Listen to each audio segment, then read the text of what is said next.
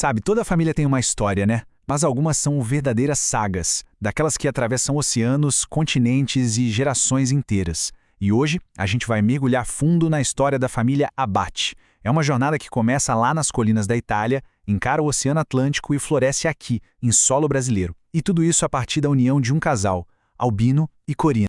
Para a gente entender essa saga direitinho, vamos dividir a nossa conversa em 4 partes. Primeiro, de onde vem o nome Abate e as raízes da família na Itália. Depois, a jornada super corajosa para o Brasil. Aí, a gente entra no coração da história, a vida do Albino e da Corina. E para fechar, o legado que eles deixaram e que, olha, não para de crescer. Então, vamos lá. Começando pelo começo, como tem que ser.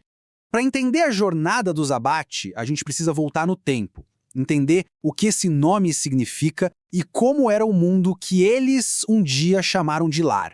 Olha que interessante a origem do nome Abate. Ele vem de Abade, que era um título de um líder religioso, uma figura de autoridade. Só que lá no norte da Itália, a palavra também tinha um sentido mais festeiro. Significava o líder da festa, a pessoa que organizava as celebrações da comunidade. É uma mistura curiosa entre o sagrado e o popular.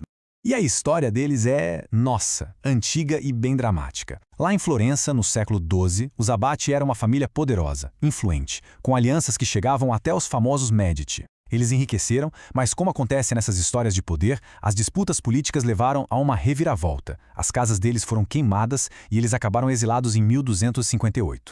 Mal sabiam eles que séculos depois, a história de deixar a terra natal se repetiria, mas por um motivo bem diferente, a pura sobrevivência. Avançando para o século XIX, a situação na Itália estava brutal. A miséria, a falta de terras, os impostos altíssimos, tudo isso tornou a vida no campo quase impossível. Então, para milhões de pessoas, emigrar não era bem uma escolha, sabe? Era um ato de resistência, a única saída para sobreviver. E o Brasil, claro, se tornou um dos principais destinos.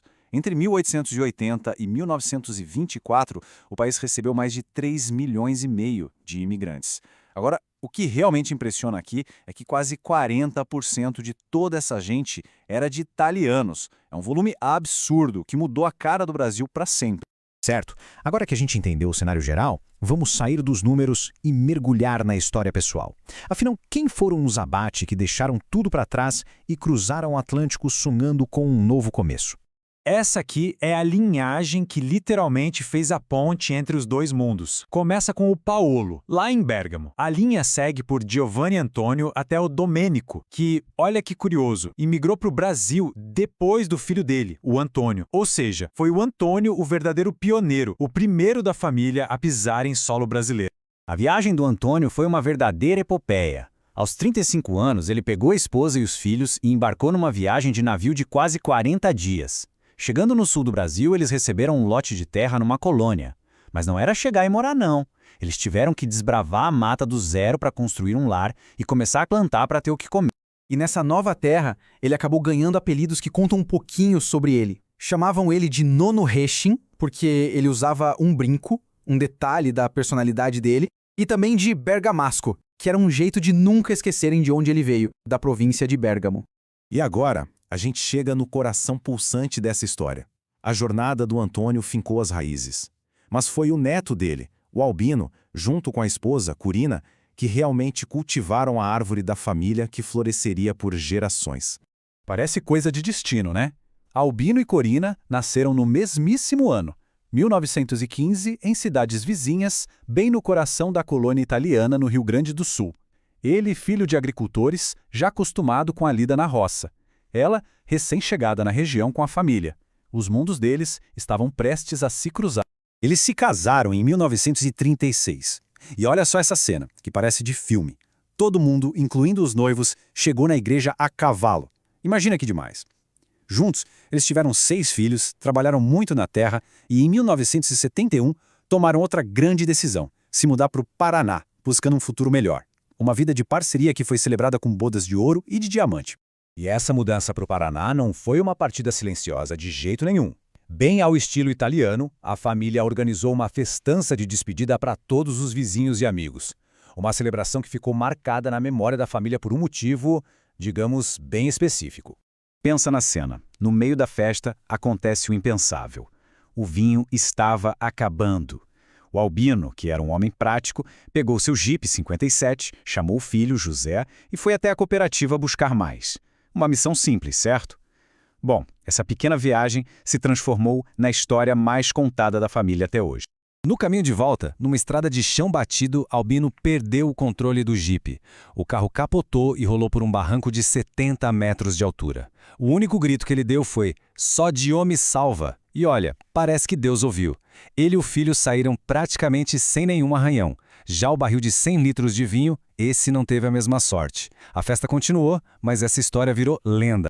A vida dele seguiu com grandes comemorações, como as bodas de ouro e de diamante, sempre rodeados pela família. Mas os anos finais trouxeram desafios. A Corina enfrentou uma longa batalha contra o Alzheimer e partiu em 1999. O Albino, sempre cuidado de pertinho pelos filhos, faleceu em paz em 2003, deixando para trás um rastro de trabalho, amor e muita resiliência. E é aqui que a gente chega na parte final da nossa jornada. O que acontece quando a história de amor e trabalho de um único casal se transforma num legado de dezenas e depois centenas de vidas?